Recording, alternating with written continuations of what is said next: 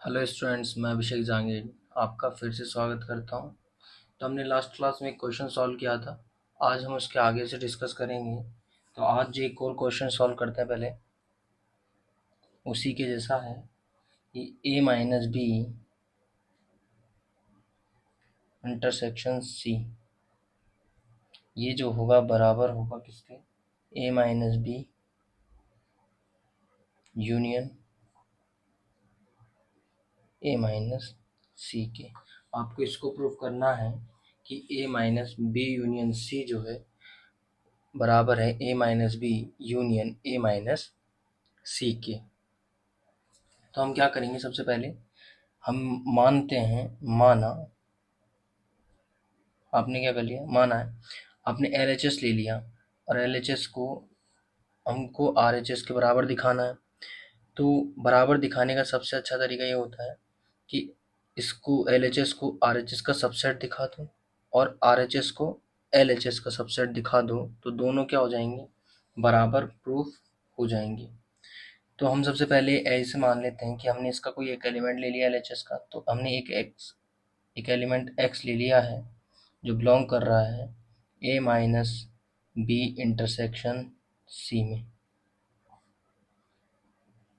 जब आपने ऐसा मान लिया है, इसका मतलब क्या है, और a minus B difference set जो होता है, मतलब अंतर समुच्चय जो होता है, उसके हिसाब से क्या होता है, a माइनस बी का मतलब होता है कि a के वे सभी अवयव आएंगे जो b में उपस्थित ना हो।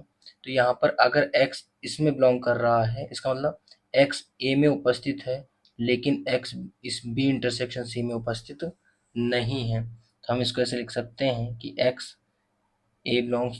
जो है बिलोंग्स टू a, तथा x जो है does not belongs to b intersection c। इसके आगे जब हम लिखेंगे तो हम ये कहेंगे कि x तो a में बिलोंग कर रहा है, ये तो ऐसे कैसे, तथा अब b इंटरसेक्शन c का मतलब क्या है, मतलब ना तो b में उपस्थित है और ना ही c में उपस्थित है x। तो हम यहाँ लिख सकते हैं कि x does not belongs to b तथा x does not belongs to c। मतलब x जो है ना तो b में है और ना ही c में उपस्थित है। तो हम ऐसा लिख सकते हैं। अब हम इसके आगे क्या लिखेंगे, अब हम इसे ऐसे लिख सकते हैं x a में है। हमने मान लिया कि x a में तो है और b में नहीं है। मैं यहाँ से ऐसे लिख दूँ, x a में है लेकिन b में नहीं है। और मैं ऐसे लिख दूँ, या तो ये कॉम्बिनेशन, या फिर मैं ऐसे लिख दूँ, x जो है a में है लेकिन c में नहीं है।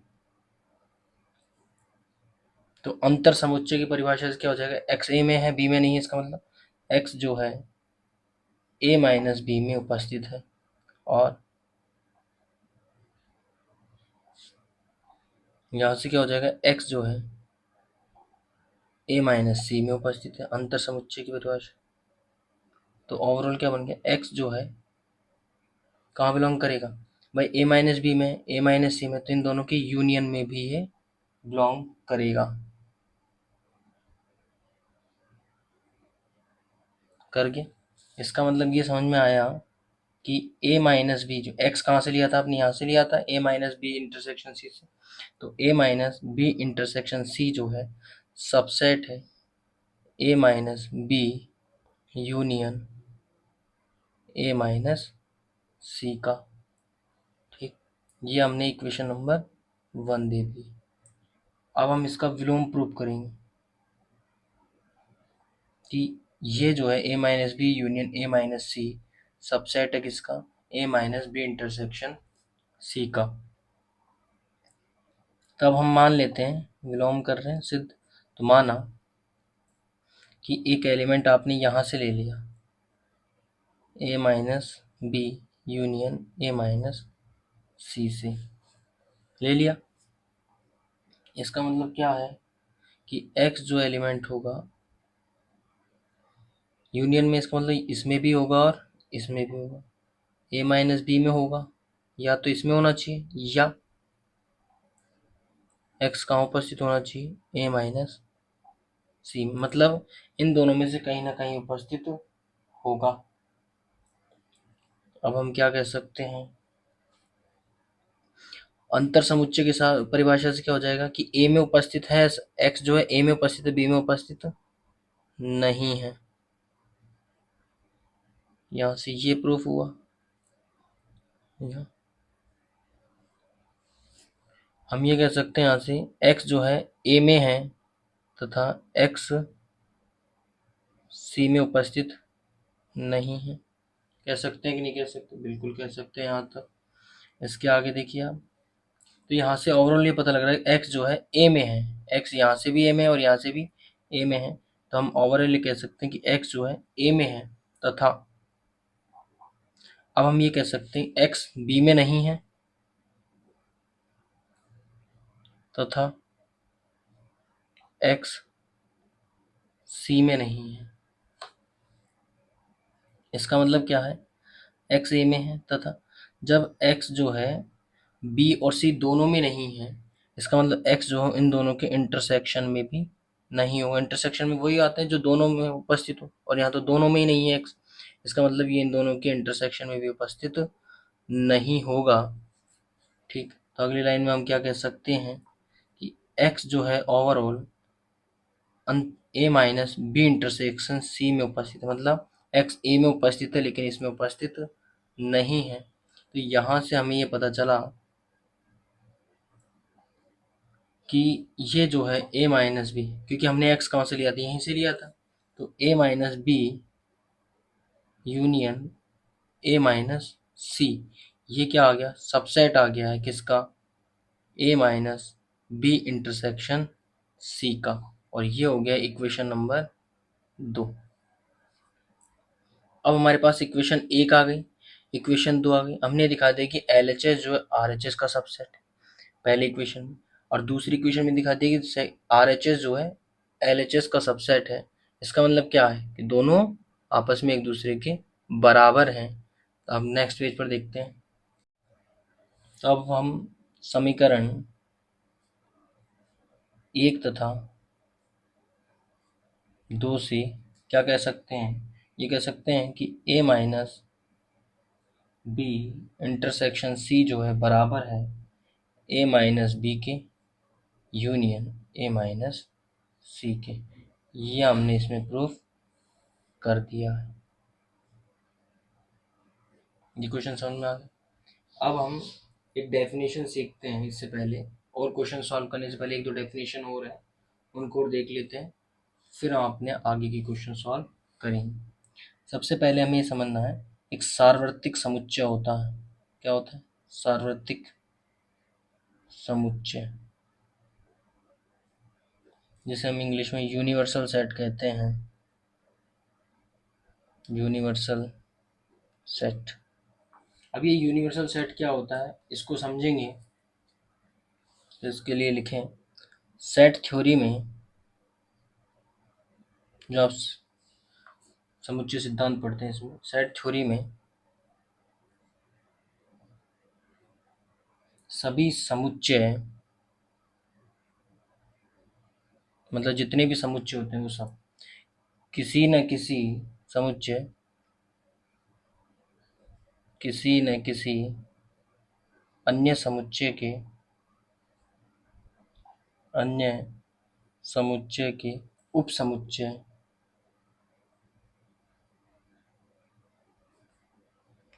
होते हैं। ऐसे विशेष समुच्चय को ही, ऐसे विशेष समुच्चय को ही सार्वत्रिक, सार्वत्रिक समुच्चय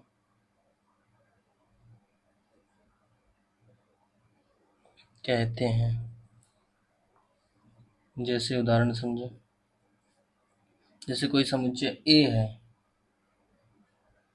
नेचुरल नंबर का सेट ले लिया, ठीक, और कोई समुच्चय है बी जो कि रियल नंबर का सेट ले लिया, तो यहाँ पता है नेचुरल नंबर जो है वो सबसेट है किसका, रियल नंबर का। इसका मतलब जो आर जो यहाँ है वो क्या है, यूनिवर्सल सेट है, यूनिवर्सल सेट क्या है? यूनिवर्सल सेट है। किसके लिए? नेचुरल नंबर के लिए। जो रियल नंबर है वो क्या है? यूनिवर्सल सेट है, मतलब सार्वत्रिक समुच्चय। इसके बाद एक और डेफिनेशन पढ़ लेते हैं, पूरक समुच्चय।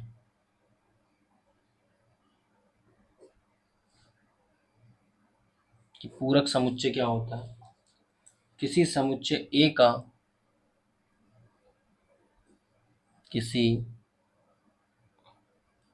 समुच्चय ए का पूरक समुच्चय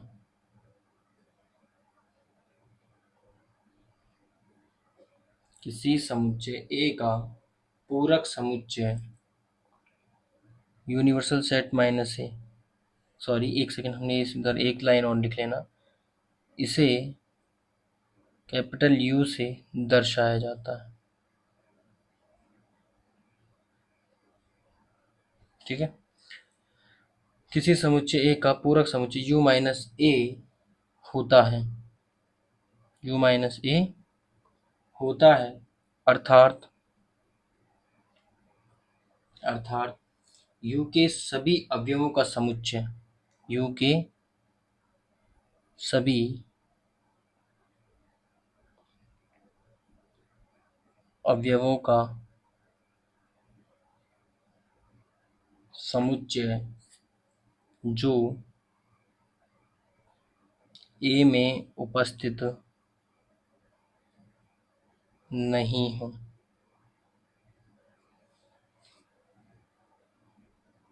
इसे ए डैश या ए की पावर सी मतलब कॉम्प्लीमेंट से दर्शाया जाता है, दर्शाया जाता है। ठीक है।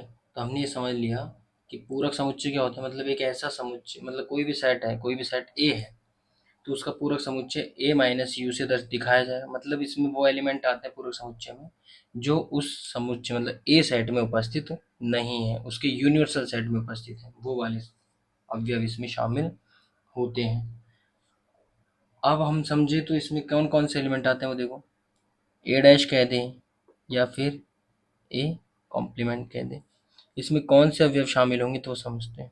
इसमें वो एक्स आएंगे, मतलब वो अवयव आएंगे जो सच दैट यूनिवर्सल सेट में तो होने चाहिए तथा जो आपने सेट ए लिया है उसमें उपस्थित नहीं होने चाहिए।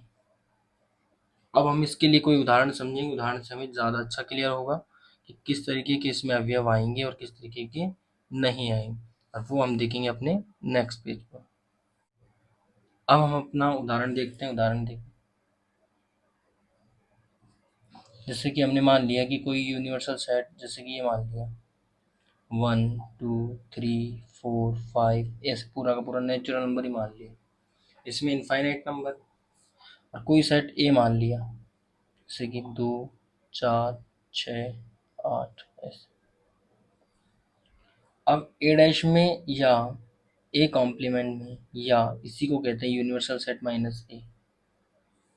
अब कौन से भी आएंगे जो यू में उपस्थित हो लेकिन ए में उपस्थित दो, जैसे यू में एक उपस्थित है और एक जो है ए में उपस्थित नहीं, इसका मतलब वो उसके कॉम्प्लीमेंट में आएगा। अच्छा, दो जो है यूनिवर्सल सेट में उपस्थित है लेकिन दो ए में भी उपस्थित है, वो इसमें नहीं आएगा। तीन जो है यूनिवर्सल सेट में उपस्थित है, ए में नहीं है, इसलिए वो कहाँ आ जाएगा? ए डैश में आएगा। ऐसे ही 5 7 ऐसे ही क्या हो जाएगा? समझ में आ गया? तो हमें ये पता लगा कि पूरक समुच्चय में वो अवयव आते हैं जो उसके यूनिवर्सल सेट में हो परंतु उस सेट में उपस्थित ना हो।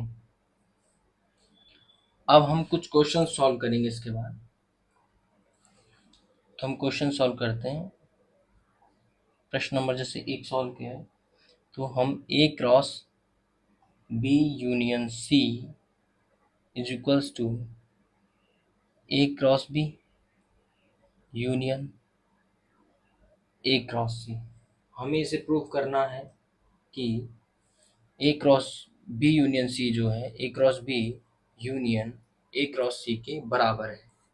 अब प्रूव करने का सबसे अच्छा तरीका यही है कि LHS को RHS का सबसेट बता दो, RHS को LHS का सबसेट बता दो, तो ये दोनों क्या हो जाएंगे, आपस में एक दूसरे के बराबर प्रूफ हो जाएंगे। ठीक है, तो हम इस प्रश्न को सॉल्व करें तो हम सबसे पहले मान लेते हैं, माना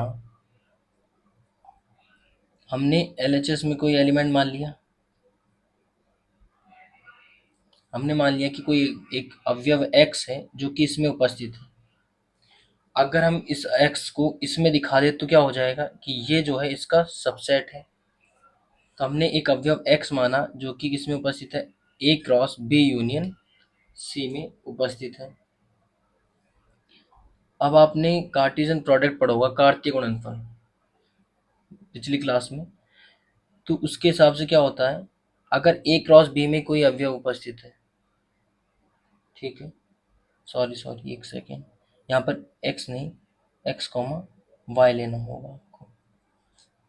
आपने कार्टेशियन प्रोडक्ट पढ़ा होगा A क्रॉस B, तो वहाँ जो अवयव आते हैं वो ऑर्डर पेयर में आते हैं। किस में आते हैं, ऑर्डर पेयर में आते हैं। तो हमने x कॉमा y लिया है कहाँ से, A cross B union C से, ठीक है। तो हमने क्या किया, यहाँ से एक अवयव ले लिया x कॉमा वाई टाइप का। तो A क्रॉस B में अगर कोई अवयव उपस्थित होता है तो ये पता होता है कि पहला वाला अवयव पहले वाले सेट से होता है, दूसरा वाला अवयव दूसरे वाले सेट से। तो यहाँ से मालूम चला कि x जो है A में उपस्थित है, ठीक है, तथा y जो है बिलोंग कहाँ करेगा, B यूनियन C में उपस्थित। कार्टेशियन प्रोडक्ट से यही तो निकलता है।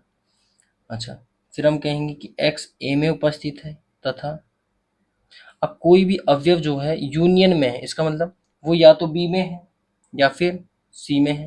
तो यहाँ लिख देंगे y या तो इधर बी में बिलोंग करेगा या y जो है सी में बिलोंग करेगा। करेगा कि नहीं करेगा, बिल्कुल। अब हम अगली लाइन पे चलते हैं। अब यहाँ से हम ये कह सकते हैं कि x जो है a में तो है, अब इन दोनों में से कोई एक ले, तथा y b में ले लिया हमने, सपोज करो। या हम ऐसे कह सकते हैं कि x a में है तथा y जो है सी में है। हमने x a में तो है ही, लेकिन हमने मान लिया इन दोनों में से एक होगा, तो हमने मान लिया कि ये वाली कंडीशन है। फिर हमने मान लिया कि नहीं ये नहीं होगी तो ये हो सकती है, दोनों पॉसिबिलिटी देख ली। हम ये कह रहे हैं कि x जो है a में भी है और y b में है। इसका मतलब क्या है, x कॉमा y कहाँ हो गया, इन दोनों के कार्टेशियन प्रोडक्ट में होगा कि नहीं होगा, बिल्कुल। या यहाँ से x कॉमा y कहाँ होगा, a क्रॉस c में उपस्थित करेगा। अब आप ये देखिए, जब x कॉमा वाई ए क्रॉस बी में भी है, ए एक्स कॉमा वाई ए क्रॉस सी में भी है, इसका मतलब x कॉमा वाई जो है इन दोनों के यूनियन में भी उपस्थित होगा, इन दोनों के यूनियन में भी उपस्थित है। तो आपने पहली वाली कंडीशन मानी। ऐसे अगर ये यूनियन में, इसका मतलब हम ये कह सकते हैं कि A cross B union C जो है ये वाली चीज, क्योंकि हमने एक्स कॉमा वाई कहाँ से लिया था, यहीं से लिया है, ठीक। ये सबसेट हो जाएगा किसका, A cross B union A cross C का। इसको देंगे इक्वेशन 1, ठीक है क्या। अब हमें क्या करना है, इस वाले को RHS को, मतलब A cross B union A cross C को A cross B union C का सबसेट दिखाना। तो वही करेंगे, हम एक एलिमेंट लेंगे, ठीक है, कहाँ से, यहाँ से एक अवयव ले लेंगे। जैसे कि हमने ये ले लिया एक्स कॉमा वाई ले लिया, बिलोंग करा दिया इसको।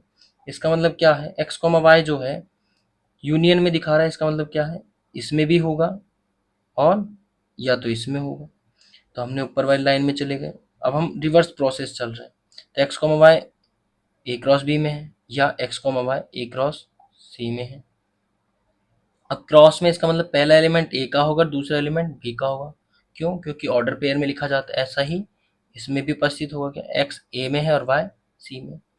तो हमने ये बना लिया। अब एक्स जो है यहाँ से दो ओवरऑल देखें तो ए में ही उपस्थित है एक्स, तो तथा y जो है b में भी हो सकता है और y c में भी हो सकता है। तो हमने लिख दिया y बिलोंग्स टू b या y बिलोंग्स टू c। तो क्या हो जाएगा, अब x तो a में ही है, अब y जो है b में भी और c में भी, तो इनके यूनियन में भी उपस्थित होगा। तो x y जो है ओवरऑल इन दोनों की कार्टेशियन प्रोडक्ट में भी आ गए। तो हम डायरेक्ट यहाँ से ऐसे उल्टा प्रोसेस कर सकते हैं। और ये जो साइन मैंने बताया था कि यदि और केवल यदि के लिए, अगर ऐसा है तो ऐसा होगा और अगर ऐसा है तो ऐसा होगा। तो हम विलोम में क्या लिख देंगे, डायरेक्ट लिख सकते हैं। अब इसमें विलोम में हम क्या लिख देंगे डायरेक्ट, कि ए क्रॉस बी जो है यूनियन ए क्रॉस सी, ये है सबसेट किसका, A cross B union C का। ये हो गया दूसरी। तो हम ये लिख सकते हैं समीकरण 1 व 2 से क्या कह सकते हैं कि A cross B union C is equals to A cross B union A cross C. तो हमने ये प्रूफ कर दिया। अब हम और कुछ क्वेश्चंस करते हैं, नेक्स्ट पेज पर करेंगे। अब नेक्स्ट उदाहरण करते हैं। नेक्स्ट क्वेश्चन वो है A cross B intersection C बराबर A cross B intersection A cross C. अब हमें इसे प्रूव करना है कि ये दोनों बराबर हैं। तो वही वैसा ही काम करना है। माना आपने एक एलिमेंट इसका मान लिया और कार्टेशियन प्रोडक्ट है तो पेयर में मानना पड़ेगा, ऑर्डर पेयर में। ठीक, लॉन्ग करा दिया कहाँ से, ए क्रॉस बी इंटरसेक्शन सी में। कार्टेशियन प्रोडक्ट में इसका मतलब पहला वाला अवयव पहले वाले के पास ए का है, दूसरा वाला अवयव इसका है। तो यहाँ से आप ये लिख सकते हो कि एक्स बिलोंग्स टू ए, तथा यहाँ से लिख सकते हो Y belongs to B intersection C. अब आपको पता है जब y बी इंटरसेक्शन सी में उपस्थित है, इसका मतलब क्या है कि y बी में भी है और सी में भी है। तो यहाँ से पता लगा y बिलोंग्स टू बी तथा y बिलोंग्स टू सी। यहाँ से ये पता लग गया। अच्छा, अब हम इन्हें अलग अलग ले सकते हैं। x जो है a में है तथा यहाँ से देख लिया कि y b में होगा, एक कंडीशन ये बना ली। तथा हम दूसरी कंडीशन ये बना लें, x a में तो उपस्थित है ही, तथा y जो है c में ले लिया हमने इस बार। जब x a में है y b में, तो ये ऑर्डर पेयर किस में आएगा, इनकी कार्टेशियन प्रोडक्ट में आएगा, क्योंकि कार्टेशियन प्रोडक्ट की डेफिनेशन ही ये होती है। तो यहाँ से x कॉमा y कहाँ आएगा, इन दोनों के कार्टेशियन प्रोडक्ट में आ जाएगा। इसका मतलब ओवरऑल हमें ये पता लग गया कि ये x कॉमा y कहाँ उपस्थित है, इन दोनों के जब भाई इस a क्रॉस b में भी है, a क्रॉस c में भी, इसका मतलब इन दोनों के इंटरसेक्शन में भी होगा क्या। तो हमें यहाँ से ये पता लग गया कि भैया ए क्रॉस बी जो है, A cross B intersection C जो है सबसेट है किसका, A cross B intersection A cross C का। ये पहला इक्वेशन। और विलोम लिखेंगे हम इसका अपोजिट। वही काम करना है जैसे कि हमने पिछले क्वेश्चन किया। एक हमने एलिमेंट ले लिया ऑर्डर पेयर में इसका, बस कुछ नहीं करना आपको, वही रिवर्स प्रोसेस है जैसे कि पिछले क्वेश्चन में किया था। तो हम यहाँ से डायरेक्ट कह सकते हैं विलोम में कि A cross B intersection A cross C जो है सबसेट है किसका, A cross B intersection C का। ये दूसरी इक्वेशन बन गई। अब यहाँ समीकरण 1 तथा 2 से हम क्या कह सकते हैं, समीकरण 1 व 2 से हम यह कह सकते हैं कि A cross B intersection C is equals to A cross B intersection A cross C. हम यहाँ पर ये वाली बात कह सकते हैं। अब हम अपने नेक्स्ट क्वेश्चन की तरफ जाएंगे और वो अपने नेक्स्ट पेज पर देखते हैं। अब हम नेक्स्ट क्वेश्चन सॉल्व करते हैं। क्वेश्चन है A cross B intersection C cross D, ये बराबर होना चाहिए ए इंटरसेक्शन सी के क्रॉस बी इंटरसेक्शन डी के। अब हमें भी इसे भी प्रूव करना है। तो हम मान लेते हैं, हम जैसे कार्टेशियन प्रोडक्ट यहाँ दे रखा है तो हम यहीं से सॉल्व कर लेते हैं। पहले इसको दिखा देते हैं इसका सबसेट, फिर इसको इसका सबसेट दिखा दें। तो हमने मान लिया कि कार्टेशियन प्रोडक्ट तो ऑर्डर पेयर में लेना पड़ेगा एक्स कॉमा, कहाँ बिलोंग करा दिया, A intersection C cross B intersection D में। कार्टेशियन प्रोडक्ट में है ना, तो पहला वाला एलिमेंट पहले वाले के पास, दूसरा वाला दूसरे वाले के पास। तो यहाँ से ये पता लगा कि x जो है बिलोंग कर रहा होगा कहाँ पर, ए इंटरसेक्शन सी में। y कहाँ बिलोंग कर रहा होगा, बी इंटरसेक्शन डी में। अब इंटरसेक्शन में कौन से एलिमेंट आते हैं जो दोनों में कॉमन हो, तो x ए में भी है तथा x सी में भी है। यहाँ से क्या कह सकते हैं, y जो है b में भी उपस्थित है तथा y जो है डी में भी उपस्थित है। सही है। तो हम यहाँ से क्या कह सकते हैं, भाई हमें पता है x ए में है, x सी में है, x y बी में है, y डी में। तो हम यहाँ से ऐसा लिख सकते हैं, हमें क्या चाहिए, ए क्रॉस बी चाहिए, मतलब एक x जो है ए में भी हो और y बी में हो। तो हम ऐसे कह सकते हैं कि x ए में है तथा इसके साथ हमने इसको ले लिया, y बी में चाहिए। यहाँ क्या लिख सकते हैं कि x सी में है तथा यहाँ से y डी में है।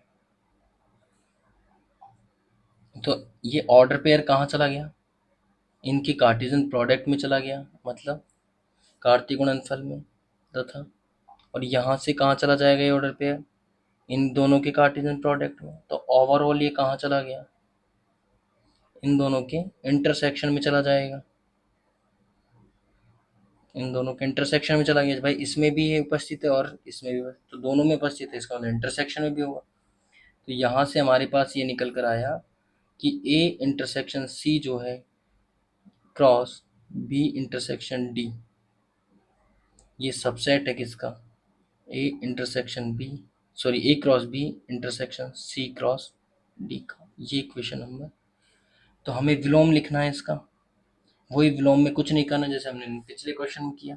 हमने इसका कोई एलिमेंट मान लिया इस बार, ये रहा इस इंटरसेक्शन में, इसका मतलब इसमें भी उपस्थित होगा और इसमें भी, तो हमने वाली लाइन लिख दी।